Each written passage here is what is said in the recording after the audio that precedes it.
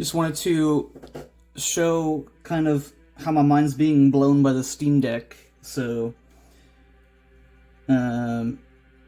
yeah, so I've got Metroid Prime 3 running on here with Prime Hack, and the Steam input adding more depth to my control scheme. Right stick to control the camera.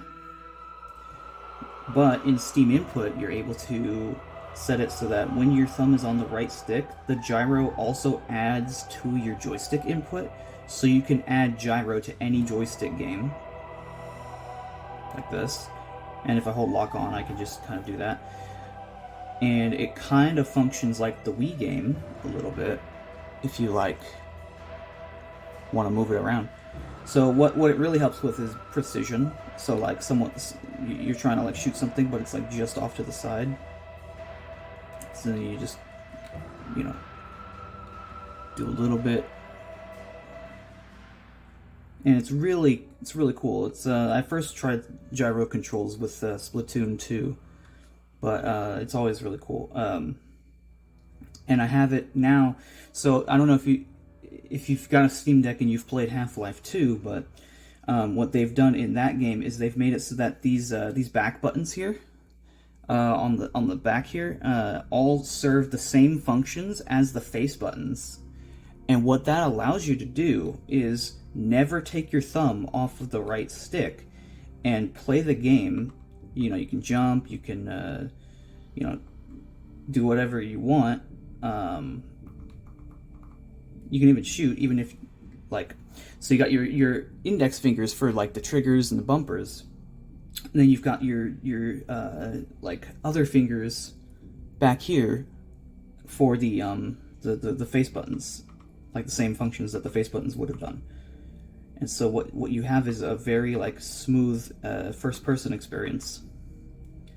Yeah, and I can go around and some bombs down. You can do boost ball. And that's all really cool. And then you can go in here, use gyro for the cursor, or just the right stick.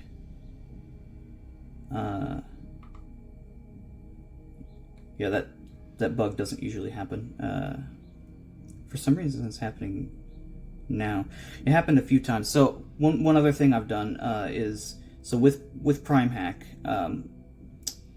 I've contributed a graphics hack for the main Prime Hack repository, which allows for the fog to be enabled in combat mode and disabled in scan mode. And what that does is it fixes a long-standing bug with emulating Prime 3, where when you would go into the map from the scan visor, that blue thing shouldn't be there. It's usually not there. Sometimes it's there, sometimes it's not. I don't know why. But basically, you would get a face full of whatever the fog color is. But with this hack, it disables the fog only in scan mode, and it enables it in normal mode. So you can have the fog in normal gameplay, but when you're trying to scan something and get into the menu, assuming this other glitch isn't happening, I have no idea what's causing that, you will be able to uninterrupted play the game. I have noticed there is a little bit of lag in the scan visor, but it's kind of manageable, especially if you are using certain enhancements, which I'll show you. But yeah, I'm just really happy with being able to play through this game. I've set up a hotkey where start and select is the quit function. But yeah, I've been playing a lot of fun stuff on here. I got Minecraft Java Edition working, which I should actually add gyro to this too. Actually, it would be difficult because I actually have to disable Steam input with this game specifically, because it just doesn't work well. Because some games, they just want to take control of your device, and they don't like to use the Steam Deck virtual device that's been added whenever you inject Steam input into a game. So some games just don't work very well with that. But yeah, I've also been playing through Half-Life 2, which is a very similar situation to Prime 3 in terms of controls. I do like how they revamped this UI here to actually work well on like a small screen and like with controls, or like a controller. Just going through this boat section, it's kind of the worst section in the game.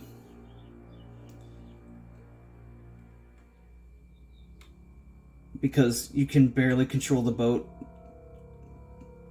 No matter what they've done over the years, it's just still next to impossible to control this boat. I say as I do like some trick shots off the ramps and stuff.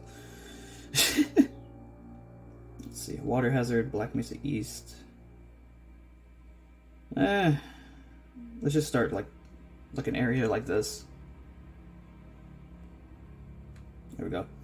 So now I can show you like the gyro controls and stuff. So you got your jumping, you got your crouching, you got your reload. So all of that is handled with these back pedals, or the stick clicking, or the shoulder buttons or bumpers. I forget what this one does, but this is control scheme just allows it so that you never take your thumb off the stick, and it feels really nice. Because that was one of the things that sucked about controllers versus mouse and keyboard. Because with the mouse and keyboard, you never stop, positioning the camera and controlling it. And they've been able to replicate that with this control setup. Anything you would want to do on the A, B, X, Y buttons, you just do with your other fingers down here. And that's actually really easy to set up. You just go to controller settings, and just click this thing where it says enable back grip buttons. And then for Half-Life, it gives you, different named actions to do, but for Metroid, I can just set it to different controller buttons. And it does the same thing. So you have your gyro controls, and it's really cool. Ow. Here.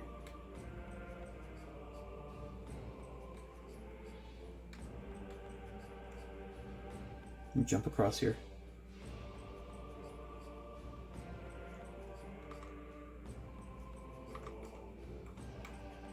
Get me on there. Oh.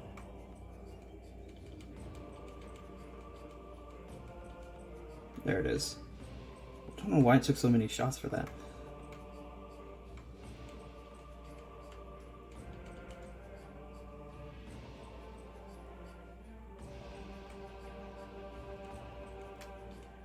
Where'd it go? Oh my god. It takes a bit of getting used to, and I'm still probably not completely used to it. Really having to press these down. There might be like that one case mod that adds like risers to these, which might make it easier. Yeah, you can like really just zero in on their heads too with this. So what I've been doing a lot lately is trying to play, games I've never played before. And I just kind of started running out of fuel for that. After a while, I would get through a whole bunch of games I've never touched before, and then try to be like, okay, what's the next new game I'm gonna play? And I didn't realize that it was kind of like draining me. But this guy Devin Chase on YouTube made a video called "Why You Should Play." Whoops. I think there's also aim assist just happening in this game too. Why you should replay your favorite games is the name of the YouTube video. And it kind of caused me to realize, like, yeah, I should keep my favorite games in my life. And because, I could play new games until I die. and never play my favorites again. But that's like you lose kind of your core if you do that.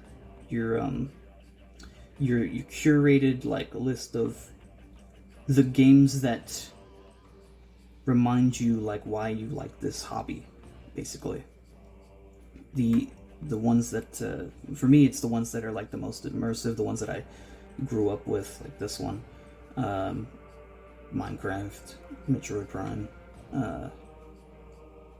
Mario games. So yeah, just replaying them, it feels like a breath of fresh air. And it's also like, before I had been starting to replay these, it kind of subconsciously felt like I was leaving them behind, like I wasn't able to play them on this thing because I was just refusing to.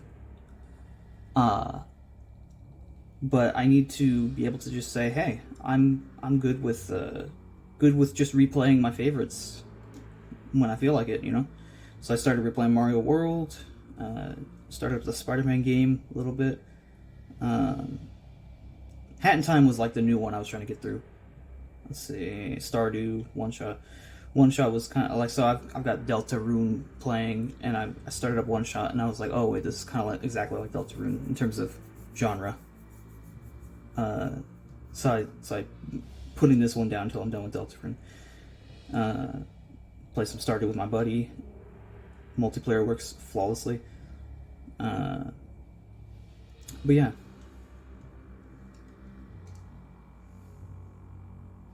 I was just playing this morning and just decided, hey, I want to just kind of make a video about my experience with the Steam Deck. Yeah, so I'm going to be playing this. Probably going to play some like Mario Sunshine, Mario Galaxy. And it's these games that makes me feel like the Steam Deck is like a cool piece of... It's not just a cool piece of tech, but it is like next level immersion. It's bringing all of those experiences I had in front of my CRT onto this device. And, you know, like, yeah, you can show me AAA games running on this thing. You can show me like all those games that everyone's talking about these days, and that's all cool and good, but those games don't have the personal connection to me. Again, with that graphical bug, I'm gonna have to figure out what that is. I don't know what that is. Maybe it's the VBI skip that's causing that. That would suck. Yeah, so it's these personal connections to these games in particular, which kind of elevates the Steam Deck experience, because I can now take these games away from my desktop, because that's what I've been used to, is only playing some of these longtime favorites when I'm chained to a desk, sitting at the sitting in the chair, having to, well, being able to connect a controller, but still having to be in front of this desk, not being able to lie on the bed and like just play through it, and adding that extra bit of convenience because of the portability is incredible. It feels like my entire gaming history, lifespan, is being carried over onto this device. And then, you know, it'll be carried over onto the next device. If it's a Valve product, cool. But if it's a ROG product or whatever the next thing is going to be, I'm basically able to use these handheld PCs as like it is the ultimate, you know, gaming solution. Especially for someone like me who's into a whole bunch of retro stuff, especially, you know, Wii and GameCube, right? But like, I never thought that I would be playing this game with gyro controls in a handheld form factor that feels amazing. Like, even just when I was playing Half-Life 2, I didn't realize I would be playing this game exactly the way I'm playing Half-Life 2 on this device. How easy it was to set up, like, and that's thanks to the Prime Hack team and also Valve's Steam input system. Like, both of those combining together, like the Prime Hack team exposed so many like functions and inputs in their like input window that you can map your different visors to different buttons. So I can just set it up just like GameCube, where I have the D-pad controlling my visors, and then I can have it to where the L and R, well, if I was playing one of the earlier Prime games, would control like the beam. Or I could have it to where holding one of these opens up the menu. It's really cool. I have been thinking about making a sort of gameplay plus commentary genre shift in my content. Like, not that it wasn't before, but basically I want to be able to put out content more frequently and just have like smaller videos containing my thoughts on like what's happening currently or something like that. Maybe without like a full essay format, because there have been times where I'm like, I'm watching a lot of that genre on YouTube right now, and I'm noticing a lot of takes where I'm like, this could have been better argued, or like, you know, they didn't quite nail it the way I would have. Well, yeah, we got this cool thing. Yep, I made it so that left stick click is just the grapple. This is also cool. So I was thinking I wanted to try to do some commentary videos like that. I mean, kind of like what I'm doing right now. There we go. It's like so surprising how Prime Hack developers were able to just completely standardize this control scheme, because it's like, it's just so flawless. Like, it just works the way you would expect it to in like an official re-release or something, you know? It's like that good. Yeah, yep. Let's see. So for a lot of these motion control puzzles, you just push forward and it'll do it. I kind of would like a little bit of an approximation of them, to where you can just go, like, it says pull back, so you gotta pull back, and then it says twist, so you gotta go left, and then you gotta push forward. That would be cool. Maybe there's a setting for that or something. And it's kind of cool because I'm just kind of realizing most games I will probably be able to do this like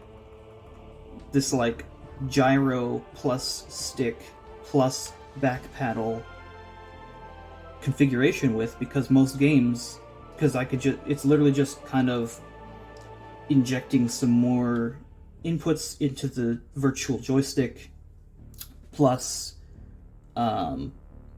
using these to emulate the face buttons. So you could literally do this with any game, any first-person game that supports a normal controller. And the cool thing is, this trackpad also does that too.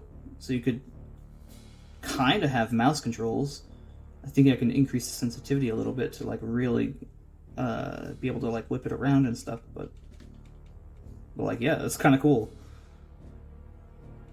Wonder if you could do this to play Prime Hunters. Like, kind of use this to emulate the touchscreen, and then, you know, each part on the trackpad is like a different part of the touchscreen. If you can do that, I swear to God, I'm going to replay Prime Hunters. Just map this to the entire DS touchscreen. I mean, there's also the kind of similar Prime Hack-esque thing for Hunters. It's like a fork of Melon DS. Because, like, with the Steam Deck, I could almost play Prime 3 without the Prime Hack, but Prime Hack just makes it that much better, because you can play it like any other first-person game. Yeah, so I've been replaying a lot of games. And on this little thing, I've actually been replaying Mario 64 DS, as well as the Toy Story game on PS1. Which honestly, that is a very good like game for a mobile platform. Just like short levels that you can get through in like 10 minutes. And the collectibles are really fun to get, and you can 100% the game pretty. Like, I kind of like games that have a slightly easy 100%. So, like, my preference is for instance, my preference is for Donkey Kong Country 3 over 2 in terms of, like, having a completionist route. And, like, the Lego games and stuff. I could play a lot of those on here too. Oh, here's a save. Okay, so yeah, I'm gonna be able to save and then just. But yeah, I'm just like super excited for this thing. And here's the thing: I don't have any of the storage upgrades, but I still have like basically any game I would ever want to play on here. Um,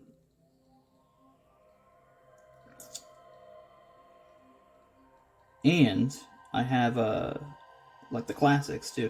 So I'm gonna probably replay Brawl's Subspace Emissary at some point. Talos Principle. Uh, I did the other year play Xenoblade Chronicles X for the Wii U, and I hated the shit out of it, but I beat it anyway.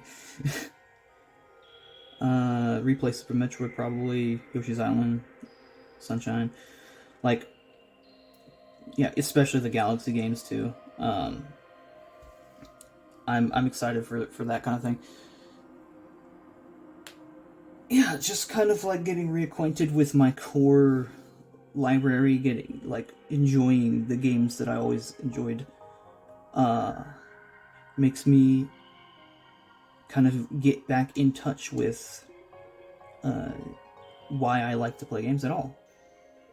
Because there's something about just constantly playing new that makes it, stuff you haven't played before, that makes it, I don't know, it just kind of starts to feel like a job.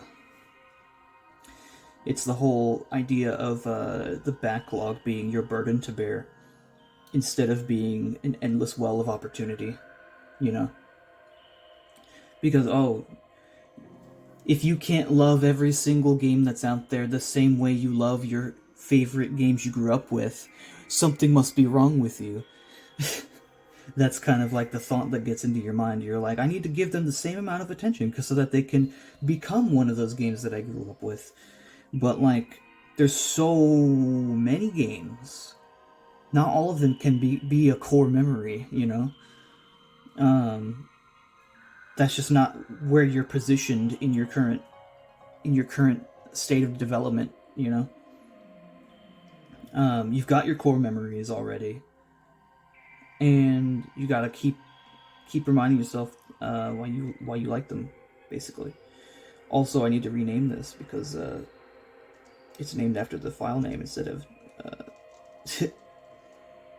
There we go. That should do. Nice. So I've watched a lot of videos on gaming backlogs and stuff, and like you have access to so many games, it's like you can't even pick one. And it's because you feel like you have to pick one that you haven't played, and you have to commit to it, and you have to clock in. Who was it? It was Devin Chase again that was saying he likes to imagine sometimes he treats his backlog like a pile of dishes he needs to do. Which is the perfect analogy. It's like, it's all these unfinished tasks, right? As opposed to potentials for relaxation. I kind of like this genre of video where you just kind of go through your Steam Deck or your whatever device and just kind of show how you have it set up, what you like to do. Oh, one more thing I guess I want to talk about is in terms of emulation. A lot of people are suggesting to use EmuDeck, but I don't see anybody talking about the fact that you can literally just use Steam ROM Manager as your setup. So let me go into the desktop mode. So if you know what the programs are, so you know you need RetroArch, you need Dolphin, you need Yuzu. What you can do is just you know what you need to do to set up your emulators, right? So you have your list right here of emulators that you want to use, and all you got to do is go into Steam ROM Manager and set all these parsers up. So like, okay, I got my Switch games, my N64 games, my SNES games, my Wii games, GameCube games, and there are actually in ROM Manager there are community presets for each of these systems, and you can click it and then change around some of the parameters down below to like match what's on your hard drive, and then you go to add games, and then you do your thing with the game, and then they show up on Steam. Because so the reason I'm doing this instead of EmuDeck is because I feel like Emulation Station is kind of putting just like an extra layer between you and the games, and I feel like any emulation front end should feel like it's integrating into the device that it's running on. I can understand why you would use Emulation Station for Android specifically, or for any of these, like, if Emulation Station is your only operating system, that also makes sense. Like, it's just running on top of Linux, there's no, like, desktop environment or anything. Or but for SteamOS or Windows, I don't see why you would want to use Emulation Station when stuff like Steam ROM Manager exists and stuff like Play Night exists. Oops, I didn't mean to. I'm trying to get back to the gaming mode. Because what I want with my gaming setup is not to really even worry about what hardware these games were made for. Because that's another thing I don't like about Emulation Station, is it gets you to focus hardcore on what the hardware is that each game runs on, as opposed to having it just be a game that you can play. Like, if you imagine, these games were actually ported to Steam, you wouldn't hear shit about the fact that it was a SNES game, or the fact that it was a PS1 or N64 game. You would just have it alongside all your other games, similar to how, the original Half-Life game, or Half-Life 2, it's not, branding itself based on the hardware it shipped on, right? It's just a game in your library. And that's what I kind of want to treat all these games as. It's just like, because what that does also is it doesn't tie me to the past quite so much with these games. These games are not just for the past, they're for the present and the future. And so, like, I kind of want to just be able to bring them forward. Like, yes, you're going to need specific emulators, but once all that is set up, you can just forget about what freaking, hardware it was originally made for, right? So it's like, I'm just playing Super Mario World. Doesn't matter that it was a SNES game, particularly. It's just a game that runs on my deck. And I can play it alongside Half-Life 2, and it's like, just fine. I mean, that's kind of how we're treating a lot of these throwback games anyway. So, like, some of these modern games that emulate SNES games, not emulate SNES games, but I mean, that are made to look like SNES games and stuff. I don't need to be in here. I forgot, you need to go in that door twice, is what you need to do.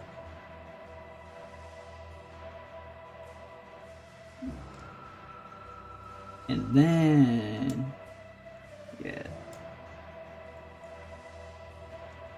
Okay, so like, if you play something like Axiom Verge, right, on Steam, you're not gonna really think of it as an NES game. It's a PC game, or whatever. It's just a game. So kind of like that, you know. Like, what is this? This is a ROM file full of like compiled code. The art's there, the sound is there, like the sound files, and all that the emulator is doing is executing that, you know, in the way that the SNES would, but it's executing it.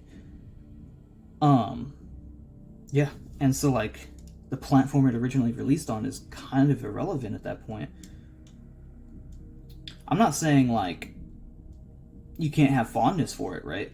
I'm saying for me, it feels like it's getting in the way of enjoying like having a feeling like I have a cohesive library, you know? Like, I tell you what games I like. I'm not going to tell you, well, I'm not going to ask you the question, well, what console are you talking about? You know, I'm just going to tell you what games I like. So that's kind of my shower thought on that. I'm going to die, aren't I? No, I'm not. Okay. So that's a bit of a spiel about why I chose Steam ROM Manager over EmuDeck, over Emulation Station. And I know, like, I've watched, you know, Russ from Retro Game Core talk about how you want to have your entire library in Emulation Station and have just your favorites on the Steam OS, right? But like, for me, I'm like, my ROM library is like kind of just the stuff I grew up with plus stuff I like, stuff I'm interested in. So like, I don't really have a whole lot of bloat to worry about to like hide, you know, behind another front end. I just have the games that, you know, that I enjoy, that I want to see standing right next to all of my PC games as well. And this is, it's really cool because it's like a centralizing effect that you get from this, and I can do this so I can save. I used to always do that, so like whenever I want to save in this game, I just go back and beat this level really quick because you can only save after ghost houses and castles. So I always just went back to this easy ghost house to like act as my save feature. I just realized I can goddamn use this Steam Link feature that I just did to stream my Steam Deck to my Discord friends, and we can have a jolly old time. That's pretty cool. Okay, so then I can just close out. I like to have like a unified, so I've kind of set hotkeys on all of my emulators to where Start Select is the kill the game button. And another cool thing is I'm able to test out my game that I'm currently developing on the Steam Deck. And so, like, any new versions, I'm going to be able to ensure that they run well on here. One of the current bugs that I'm facing with my game right now is you can't exactly save right now in the game for some reason. But yeah, so I've implemented a feature here where you can actually choose what place you want to start at. So I'll do like play first puzzle, and you can just get a little screen telling you how to play the game. And then it'll just start you off on wherever the checkpoint wants you to. And grab this, go into the first puzzle. I've kind of made this section a bit speedrunner friendly, so you can kind of skip the, if you're fast enough, you can skip the explanation of the quantum traversal device. I think it's XX, or is it, yeah, it's the Nintendo X, because I've, in Steam, I've actually set it to where it'll swap the A and B buttons. That's another mod I want to get for this, is to literally replace the names of the buttons on here. Or maybe even just like rub them away or something, but if that's even possible, I don't think it's built that way. But yeah, I'm definitely hardcore biased towards the Nintendo's button layout. I have no idea what I'm going to call this video because it's just kind of me rambling while just showing you some stuff on my Steam Deck. Yeah. So that's that.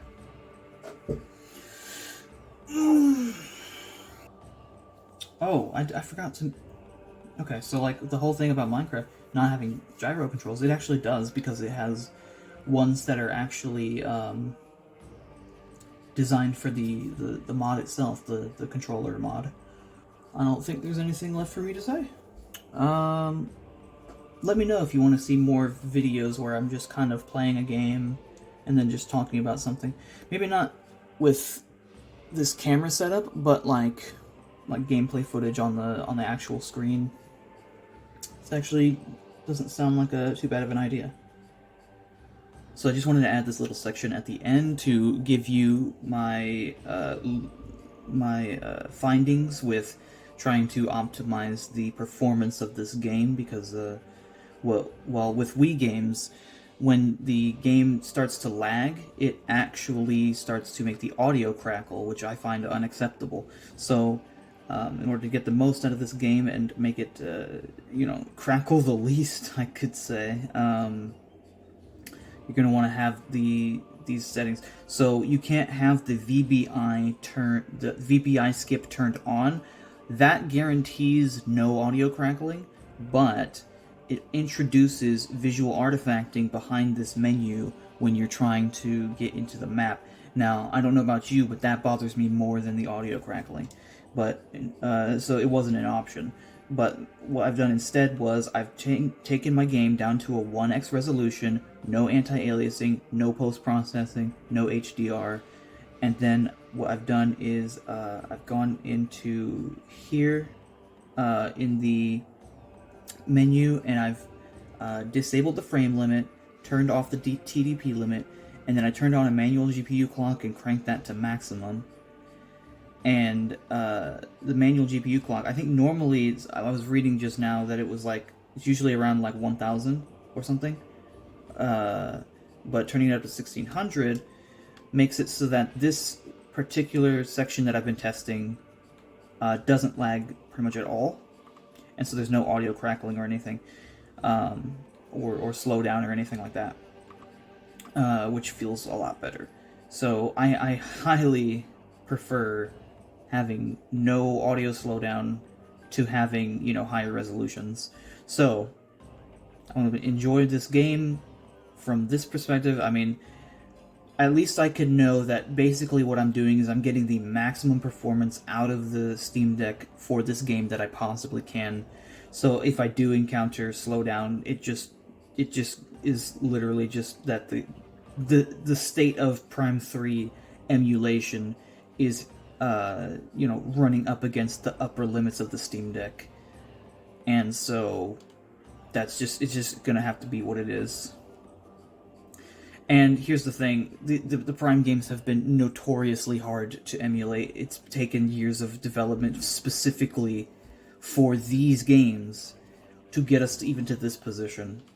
If I was running it on my desktop PC, it would probably not have these problems, just because it's got a little bit more headroom to work with, right?